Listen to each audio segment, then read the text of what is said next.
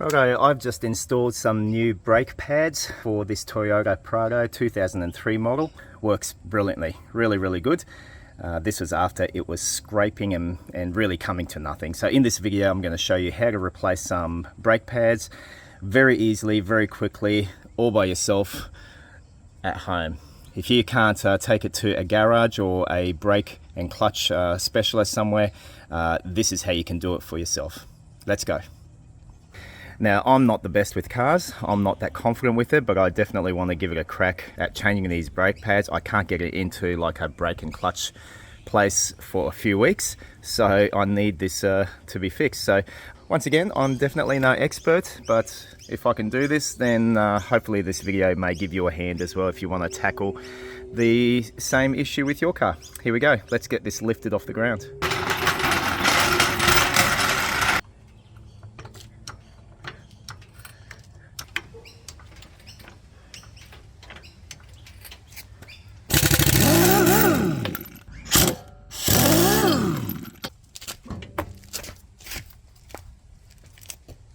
Is the issue of my crunching and grinding noise, as in the lack of brake pad material.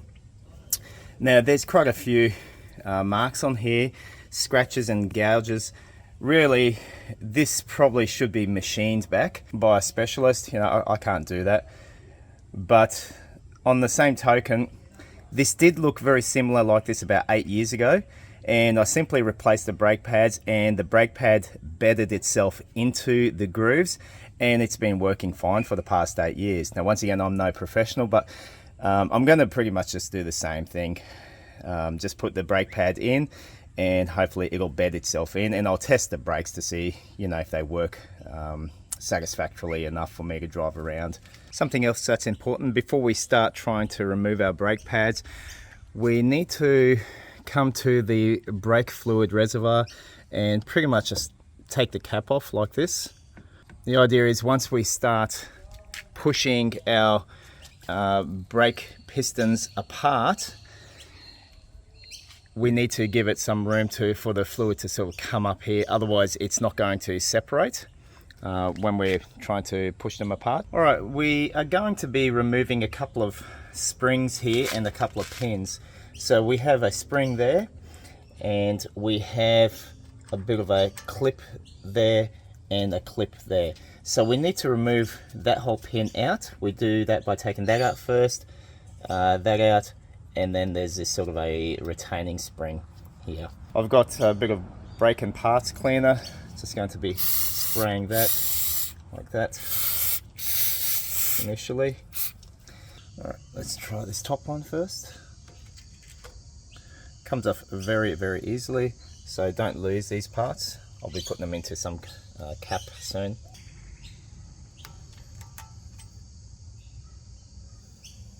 And this top pin can pretty much just pull out like that.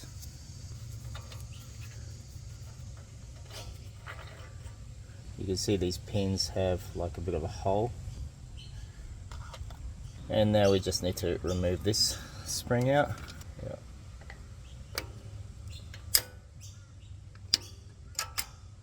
And out it comes. Alright, now we want to separate these pistons, and you can see these are the pistons over here and over here. We need to get some separation there, and I'm just going to use something like this. There are tools for this, but you know, I don't have those tools.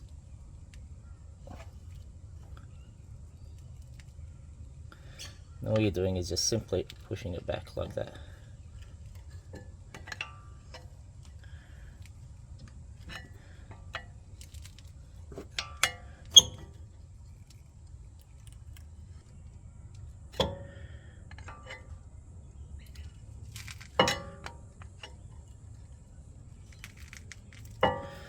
Now the next thing I'll do is try to actually remove these pads. Here we go, that's the first one.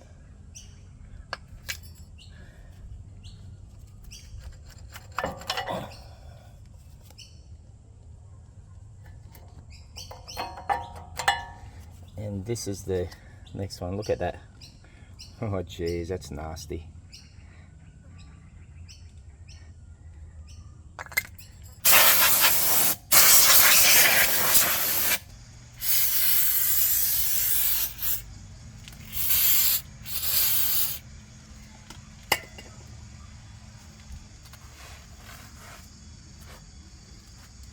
Now the brake pads that I've got, I purchased these from Super Cheap. These are just their cheap ones, Calibre disc brake pads, and the model that I got, it's the DB1482 CAL. That's what suits the Prado here.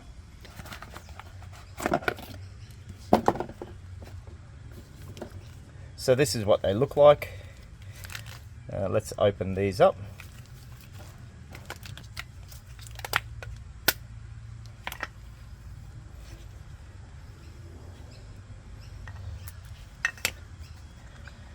And if we just get a comparison between the two.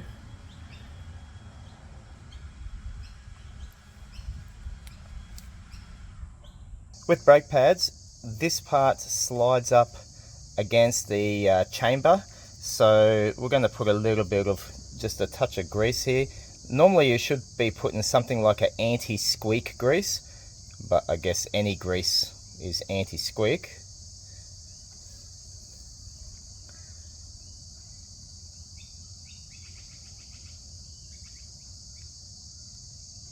Just like that.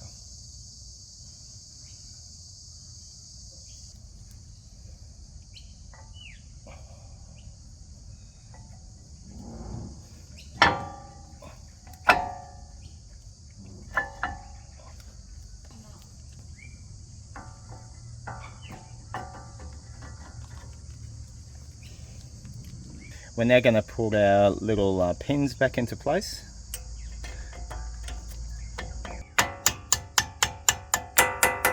There we go. We're going to put our retaining spring back into position.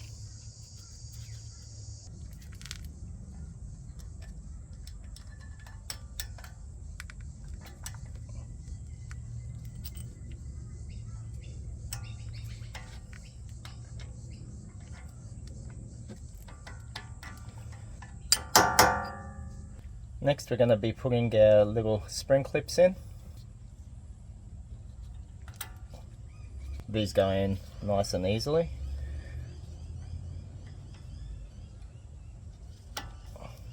So that's all looking pretty good.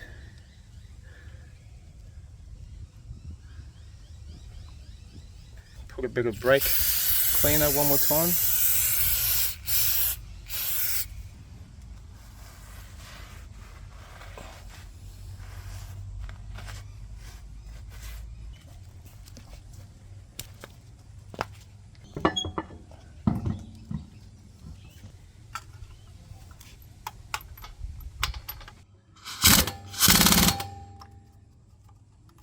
With the wheel tightened back on, we can release our car down. There we go. And just as a point of reference upon my left-hand front wheel, this rotor is in a much better condition compared to the other side. I've just taken the pads out and yeah, a little bit of meat left on these ones, but still time for a change. So you could see up on my other side, the driver's side, it was pretty bad, but we'll still risk it and see how we go. Yeah, so just wanted to show you this side as well. Just cleaned it up and I'm about to put in the pads here, and then we're going to be bedding in the brake pads. All right, don't forget to put your brake fluid reservoir back on. Now it's come up a little bit. We're going to just test our brake lines now and then top this reservoir up as required. Alright, with the brake pads all installed, the very last thing to do is to bed them in. Now if you've got a pack here, usually there might be some instructions on the side, and for example it says accelerate the vehicle to 60 kilometers an hour, then using light to moderate pedal effort reduce it to 10 kilometers an hour. Repeat that at least 10 times and allow 400 meters between cycles. So essentially what we're going to be doing is just simply driving the vehicle at 60 k's, then braking, driving it again, then braking, and just doing it several times until the brake pads bed themselves into the rotors. Now when you get back into your car and turn it on for the very first time, your brake is going to be very spongy. point is the brake fluid hasn't gone through the brake line yet, and it's going to press all the way down. Now I've already pumped mine a few times and it's back to normal now.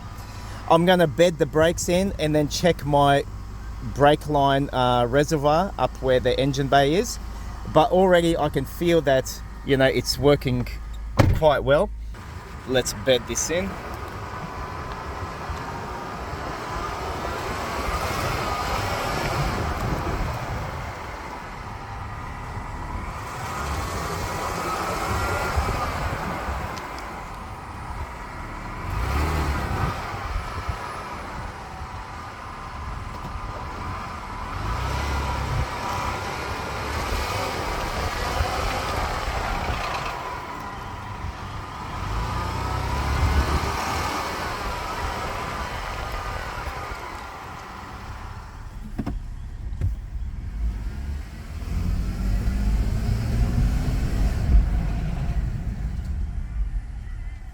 So just doing this type of driving a few times over and over, and yeah, you'll bed the brake pads in and she'll be right, mate. So thank you once again for watching the video. I hope you got something out of this, and I'll catch you on the next one.